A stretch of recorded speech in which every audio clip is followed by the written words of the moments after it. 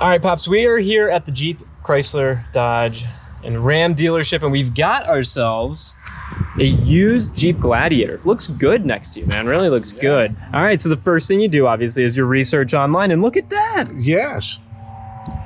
Online, it's listed for $50,490, but when you get to the dealership, it's only $8,500 more. All right, so the first thing you need to do if you're thinking about buying a used car, obviously do your research online, but do not be surprised by, I'm going to call it bullshit online pricing, and then they tack you on with all sorts of things when you get here. All right, Pops, so as you and I have seen time and time again, as the folks who just started watching this video saw, bait and switch advertising is sadly everywhere in the auto industry. And the FTC, the governing body, the group that is supposed to rein in and enforce rules about bait and switch pricing, junk fees, add-ons galore, well, their rule that last year we were huge advocates for, over 20,000 public comments left, many of them from our community.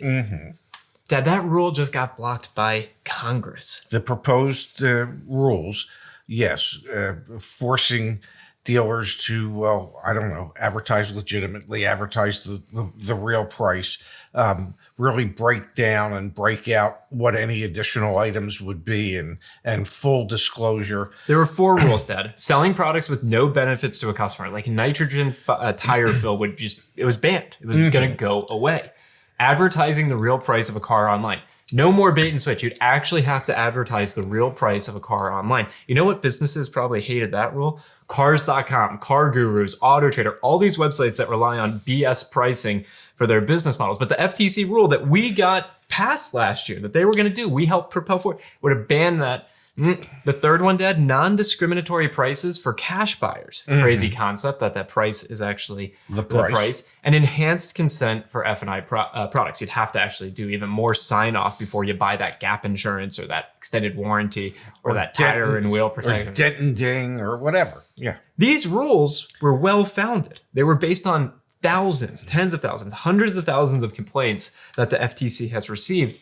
And just the other day, I don't know about you, I'm sad, man. Congress is passing a spending bill, and that spending bill explicitly blocks the FTC from enforcing and passing these rules. Yeah, that's your Congress people at work working against your better interests. They have put lobbying money from the National Automobile yes, thank you. I always get that confused. From NADA and localized dealer groups, they have gladly accepted lobbying dollars to vote against their constituents' best interests. Because I can assure you, in every one of these districts, you could find any number of people who will complain or have complained or are about to get bamboozled by a car dealer through that car dealership's advertisements. And yet, these Congress people have decided, protecting and helping our constituents is really not that as important as accepting lobbying dollars to work in the dealership's best interest. And if you think we're speaking out of turn here, I encourage you. We've got a great article. Justin on our team did all of the research. The amount of lobbying power NADA and local dealers, state level dealers associations have is unparalleled. It's one of the strongest. It's one of the top 5 strongest lobbies in the United States. And most of your Congress people, both on the House and Senate, have received money, contributions, political contributions from dealers associations. Nobody loves saving you money quite like CarEdge. This summer, Summer 20 and Summer 100 save 20% on CarEdge Coach or CarEdge Data, or save $100 on a CarEdge vehicle service contract. Discounts are automatically applied at checkout. Just head over to CarEdge.com now. It was a 34-26 vote, Dad, by one of the House Appropriations Committee.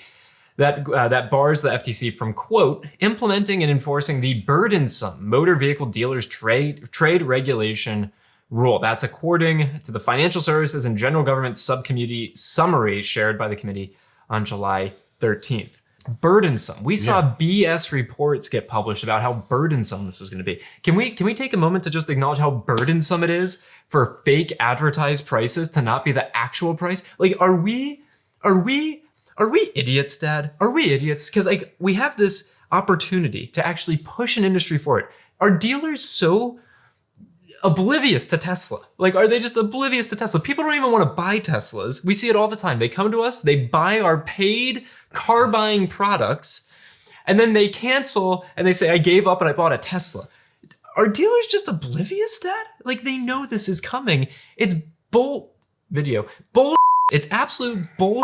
The idea that it's more burdensome to enforce rules around bait and switch, cash buyers, consent. Like, am I naive? Why, yes, you are.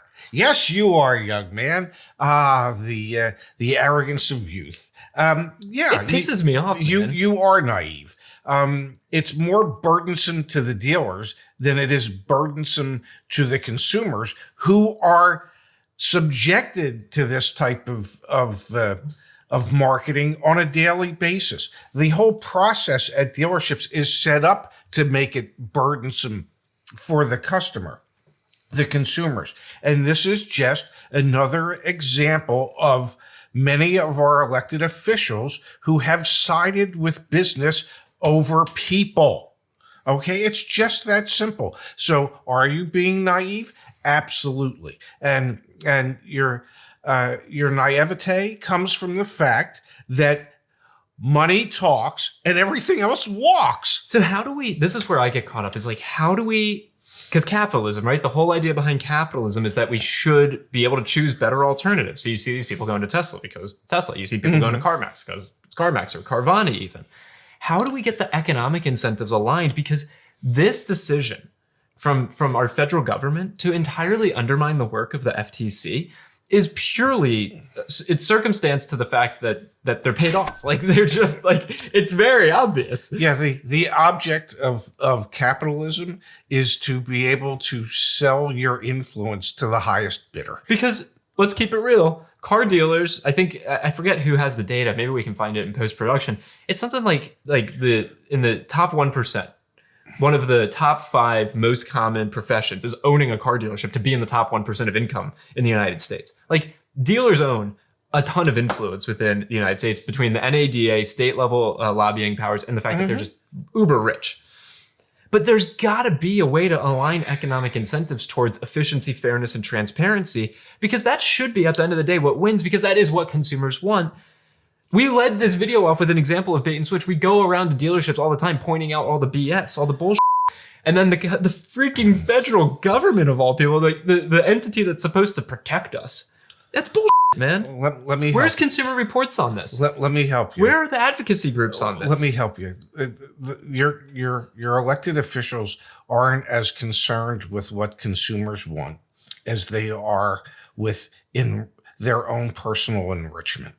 Okay? So until our elected officials serve with more altruistic reasons than, I don't know, gaining power and wealth, then they're not really going to concern themselves with what is best for their constituents.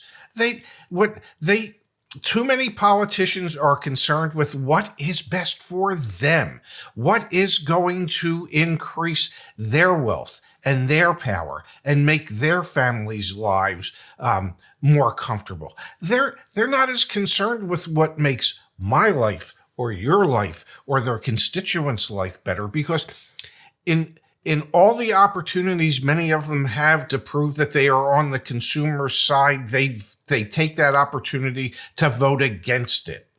Okay? It reminds me of manufacturers saying to dealers, you really need to do a much better job of taking care of your customer. And then when the manufacturer, through the warranty process, is given an opportunity to do the same, many times they pass. Okay? Because it's not in their best interest. So the problem is that our elected officials aren't as concerned with you or I as they are with themselves. We need to amplify this message. This is what we did a year ago when we were asking everyone to leave public comments. And again, over 20,000 public comments were left. Which was probably 10 times greater than normal. Oh, absolutely. We've had researchers reach out to us because our names, thank you to everyone who referenced our names in the comments. They said, okay, we looked through a couple thousand comments and your names come up in half of them. Like, who are these people? Yes. So our voices are being heard, but not enough. Like, we need to get awareness on this topic. And I think there are a lot of dealers out there, Dad, that in their heart of hearts know that they actually want these rules passed, or at least they want some enforcement of the existing rules. Because there are good, well-intentioned business people out there that want to run a ship that is clean and tight and needy. Needy? Clean and needy? Neat and tidy. Okay. Clean and neat and tidy. Yeah. But they can't because all their peers do the bait and switch bullshit, which means they have to do the bait and switch. It's a vicious cycle. And here was an opportunity for that to go away. Gone. At the moment. We're going to push on it. That's for sure. Absolutely.